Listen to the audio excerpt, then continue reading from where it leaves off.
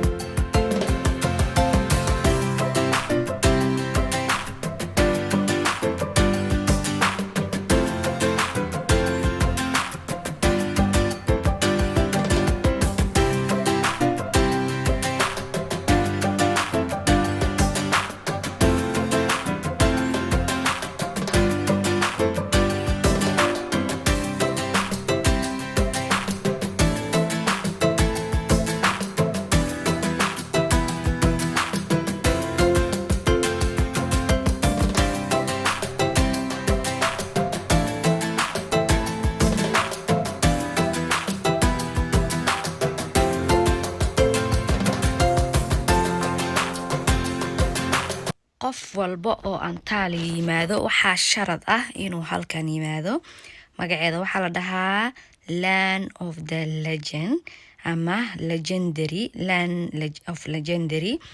waa runtii wixii ka kooban tahay ay ka dhisan tahay waa dabaqyo qaar oo masjid camal loo dhisay iyo biyahaas ciyaarayo doomankaas la raacayo doomankaas maaragtay aniga waan weynay oo waxay dhaheen waqtigii dhamaad waan soo daahnay maadaama maghribkii ay ku aaday markii la gaaro maghribkii kadibna show ayaa ka dhaca habeenkii meesha dhan waa show la qabanayaa doomanka waa idin tusi doonaa showga insha Allah markii maqaayadan iska soo galnaa aniga gabdhaha maqaayada aad bay u qurux badan tahay noo soo jiidatay inkastoo banaanka aan weynay gudaha ayaan fariisanay waxa la way buuxsantaa waa la soo booking gareystaa innaba caadi maaha marka maqaayadeeni iska galnay ma sha Allah ayaan ka cunteen doonaa isla socosho wanaagsan.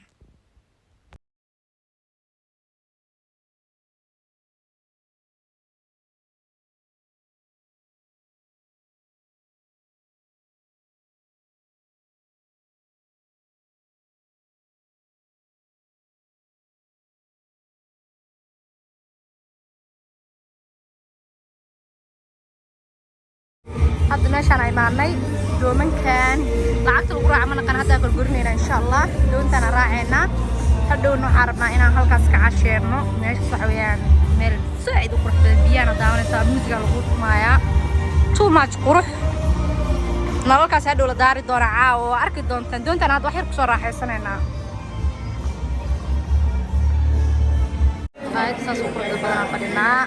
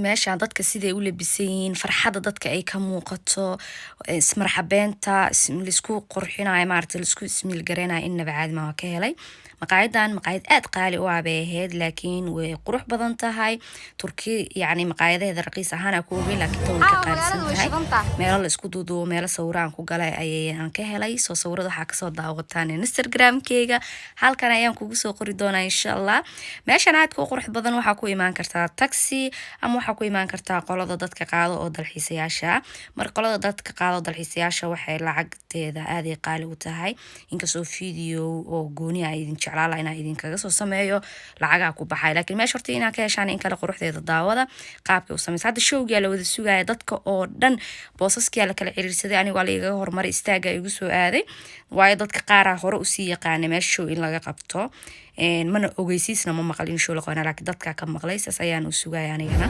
marka showga la qabanayo waxa uu yahay waa wax biyaha la ciyaarsiinayo doomanka dadka imaanayaan yacni dooman oo dadka show soo bandhigayaan niman qaqaawan dad afrikaana dad yacni boqorad ah waxaasaa show lagu soo qabanaa meelahaas doomanka loogu talagalay inay maraan waa meel aad u qurux badan nalalka korka iyo biyaha markay isqabtaan qofkii meeshaas sawir looga qaada innaba caadi maahan aniga halkaas iska fadhiyaa jardiinka inta showga la qabanayaan sugi doonaa showgan waa idin daawisiin doonaa insha allah gabdha markaan oo qurbaawiyiina iska helay ayaga iga qaadqaadaya videogii sawirada ilaahay Soomaali nooma waayo ma fahanti marka kaliya safraysid xoogaa waxa ku xuntaa qof sawir ka qaada ama qof video ka qaada ma heli doontid laakiin aniga waa iska helay maadaama aan furfuranay dadkan la hadlaayay showga hadda bilowday labadaas nin ayuu show ku bilaabanayaa marka hore waxaa is leedahay waxaan waa ciyaal camal qaabka u ciyaarayaan ma fiicina iska bax laakiin haddaa samir yeelatid showga aniga weliba dhaqsaan caawa ka tegay laakiin ilaa labadii habeenimo ilaa saddexda habeenimo aad bay u fiican tahay meeshaan qofkii jooga waayo marba waxbaa la sameeyaa marba habeenkii shidan tahay horaana la iigu sheegay meesha inay habeenkii shidan tahay saas darteed ayaa ugu nagaaday okay ha ku caajisidna nimankan faraha taagaaya badda isku ridaayo waayo waxa soo socda ayaa ka daran waxay bilaabi doonaan muusikada ciyaarta kadibna doomanka ayaa noogu xigi doona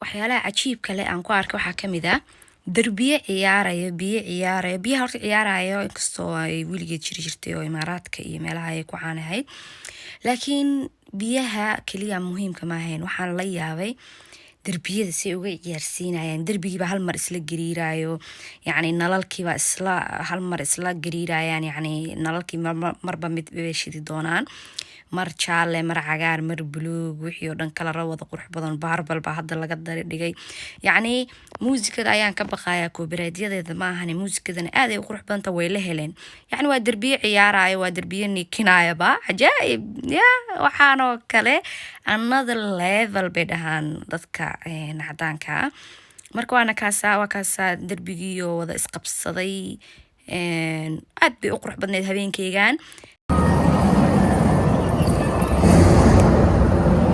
habeenkii iigu fiicneyd ama iigu farxadda badneyd ama antaali intaa joogay ama habeenkii yacni aan dhihi karo waa dalxiistay number 1 waan dalxiistay bay ahayd marka insha allah vlogan halkan ayuu ku ekaan doonaa nin wiil taxi aan soo baranay maadaama meeshan ay aad qaali u tahay $100 lagu sii celinayaa taxiga bay iska kaa leeyihiin ama $60 $70 laakiin wiil baa jiray aniga $40 markii hore igu keenay aan haddana asagii baan wacday soo celitaankiisu ii celiyo runtii wiil Turkiya aad wanaagsan ayuu ahaa wuxuuna igu yiri waxaa fiican intaad dadkaas qaaliga ahaan kugu soo qaadi lahaayeen aniga iska kay waco anigana maxaan ku diidayaa sidii baan u wacday hadduu ii soo socdaa intuu ii sii socdo ayaan ka gaarsiin doonaa wuxuu igu yiri 40 daqiiqo kadib ayaan ku imaan doonaa ayaan intaasna kasii gaarsiin doonaa hawada ayaan cabaya insha allah waan soo casheeyey waan soo kafeeyey waan sawir waan soo galay tiktok waan soo duuduubay